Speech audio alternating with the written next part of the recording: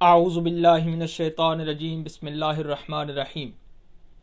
میرا نام ہے قاری شفیق اور آپ دیکھ رہے ہیں آن لائن قرآن لرننگ۔ دوستو، پچھلی ویڈیو میں نے بنائی تھی کہ ہم اپنے بچوں کو قاعدہ کون سا ہمیں اپنے بچوں کو قاعدہ پڑھانا چاہیے، تو میں نے یہ قاعدہ آپ کے سامنے آپ کو دکھایا تھا کہ نورانی قاعدہ تجویدی۔ اس سے آپ بچوں کو جب پڑھائیں گے تو انشاءاللہ آپ کا بچہ اچھی طرح سے مخارج کے ساتھ پڑھ سکے گا۔ اور اس کی وجہ کیا تھی؟ میں نے اس لیے کہا تھا کہ یہ پڑھانے کے لیے کیونکہ اس پر کلر دیے ہوئے ہیں، الف با تا ثا جیم ہا، مطلب گرین کلر ہے اور دوسرے ہیں بلو وغیرہ ہیں، سب کلرز ہیں، تو بچہ آسانی سے پڑھ سکتا ہے۔ یہ آپ دیکھ سکتے ہیں اور اس کا نام ہے تجویدی قاعدہ۔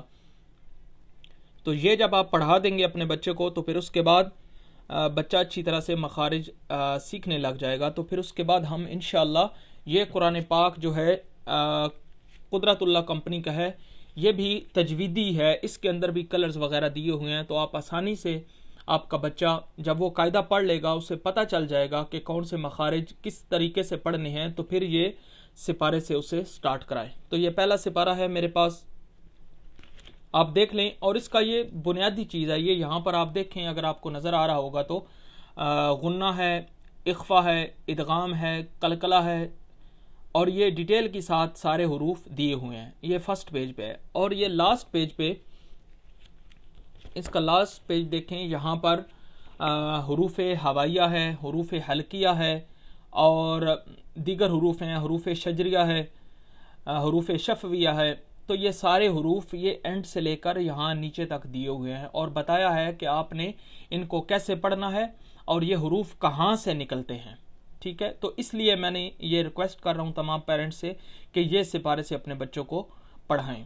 پھر اور یہ سب سے بنیادی چیز یہ ہے کہ اس کے اندر بھی جیسے آپ کے بچے نے قاعدے کے اندر پڑھا ہے کلرز وغیرہ، اور اس کے اندر بھی یہاں پر کلرز دیے ہوئے ہیں، آپ دیکھ سکتے ہیں۔ نیچے ہے غنہ ہے، ادغام ہے، اخفا ہے، اخفا میم ساکن ہے، یہ اس پیج پہ بھی نیچے لائن پہ لکھا ہے، اور یہ پیج بھی اگر آپ کو دکھ رہا ہو تو یہ پیج کے بھی نیچے لکھا ہوا ہے۔ تو اس سے آپ اگر اپنے بچوں کو پڑھائیں گے تو انشاءاللہ قوی امید ہے کہ وہ بچہ اچھی طرح سے تجویدی رول کو سمجھ کر پڑھ سکے گا۔ تو تجوید پڑھنا اس لیے ضروری ہے کیونکہ اگر ہم تجوید کے ساتھ نہیں پڑھتے تو کافی ساری لفظی غلطیاں ہوتی ہیں، جس کی وجہ سے جو عربک کے حروف ہیں وہ چینج ہو جاتے ہیں۔ تو اس لیے آپ تمام سے گزارش ہے کہ اپنے بچوں کو تجویدی قاعدے سے ابتدا کرائیں، اور جب قاعدہ ختم ہو جائے تو اس کے بعد اپنے بچے کو پہلا سپارہ یعنی یہ تجویدی جو سپارہ ہے اس سے اپنے بچے کو پڑھانا شروع کرائیں۔ آپ کا بہت بہت شکریہ۔